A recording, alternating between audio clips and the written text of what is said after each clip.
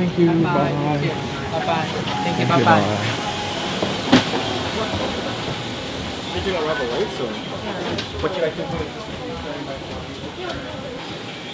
Jau laukia nėra oro.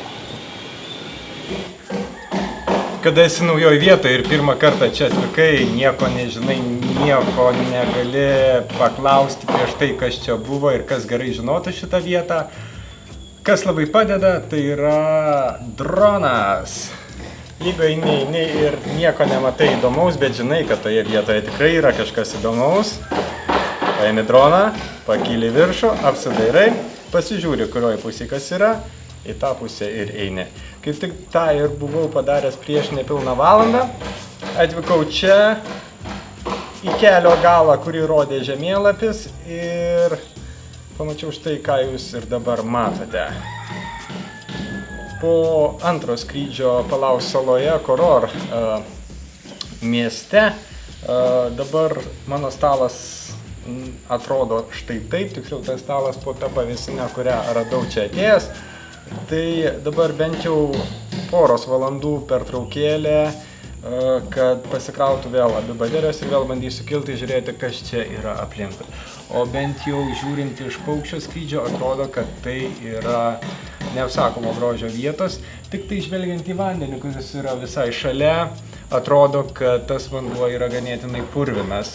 Gal dėl to, kad čia tiesiai tualetas eina į tą vandenį, čia žmonės prausėsi, irgi eina vanduo tiesiai į jūrą, į vandenyną, atbėga kanalizaciniai grioviai, irgi tiesiai bėga čia į vandenį. Galbūt kur nors toliau, šiek tiek nuo šios vietos yra vanduo švaresnis ir iš karto norėtųsi lipti į jį. O kad lipti reikia, tai akivaizdu, nes dabar temperatūra yra apie 30 kokie, galbūt 29-31 laipsnis.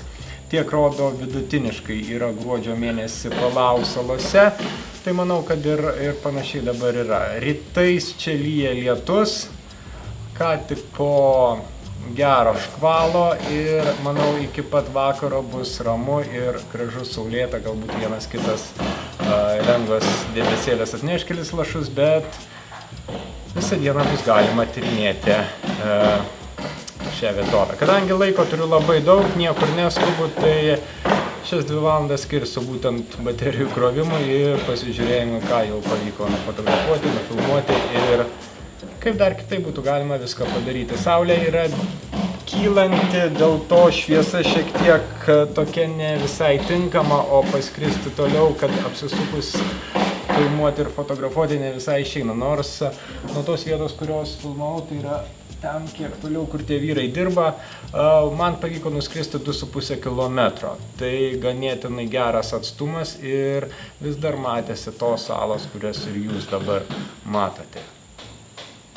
Ar reikia rojaus, kad po mirties ten nukeliauti? Nereikia. Gyvenime galima pamatyti ir nuvykti į daug vietų, kur yra tikras rojus. Belieka tik džiaugtis ir mėgautis.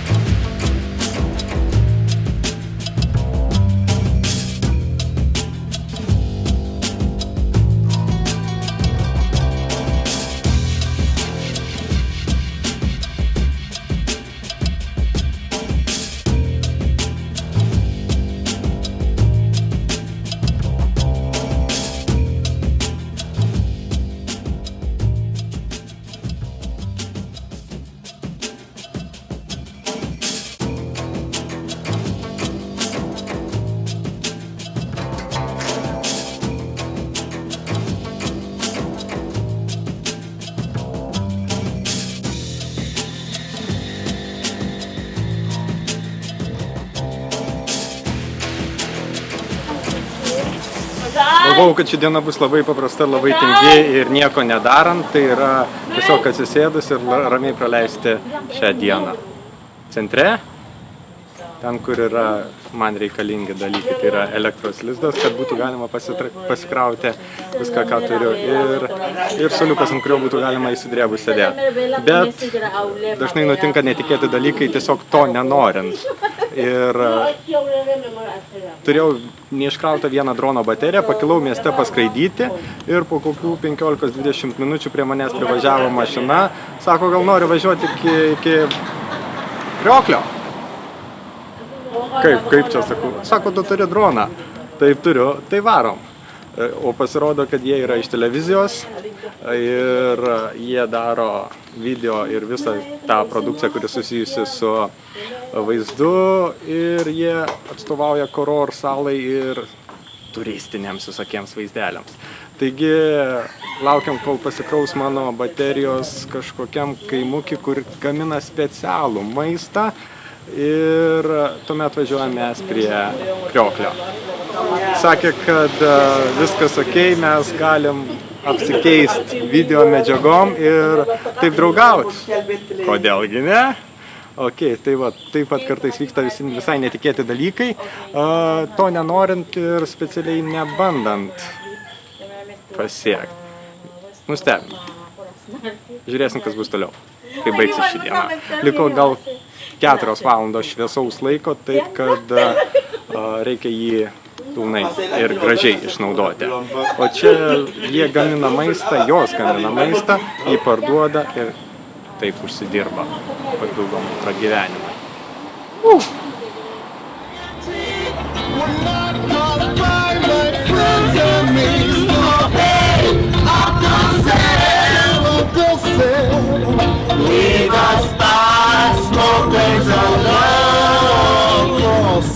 Uncle Sam.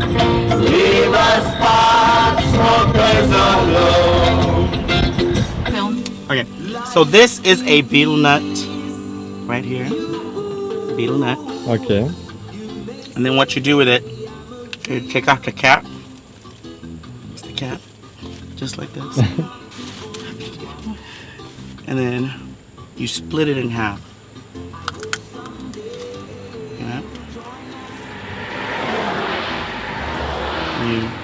You take the amount of meat that you want off of it. So some people prefer more, some people prefer less. Some prefer no meat at all. And then we have different things for it. This is called lime, but it's actually made out of corals, crushed. And then they crush them until it gets into this powdery. Yeah. And so what you do with that lime, you just spread it around the inside. Okay.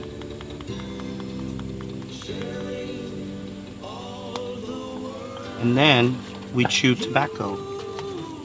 So we chew it with a regular cigarette stick. And just cut a little piece of it there.